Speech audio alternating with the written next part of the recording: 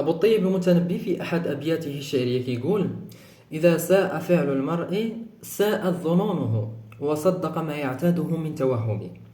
هذا البيت الشعري كينطبق على واحد النوع ديال الناس اللي غاديين في واحد الطريق غالطة، كيديروا شي حوايج ما مزيانينش، وبكثرة ما كيعاودوا هذا الشيء عقلهم تبرمج على ان داكشي اللي كيديروا هو اللي صحيح، واصبح من المستحيل انك تقنعه انه غادي في واحد الطريق غلطة او لانه كيدير شي حوايج غالطين، بل أصبح يظن أن داكشي اللي كيدير هو اللي صحيح. والله سبحانه وتعالى أشار إلى هذا النوع بالضبط في القرآن الكريم في سورة الكهف. يقول الحق سبحانه بعد أعوذ بالله من الشيطان الرجيم: قل هل ننبئكم بالأخسرين أعمالا الذين ضل سعيهم في الحياة الدنيا وهم يحسبون أنهم يحسنون صنعا. يعني راه انت كيسحاب ليك بلي راه كدير شي حاجة زوينة، ولكن انت راه غير كتخربق.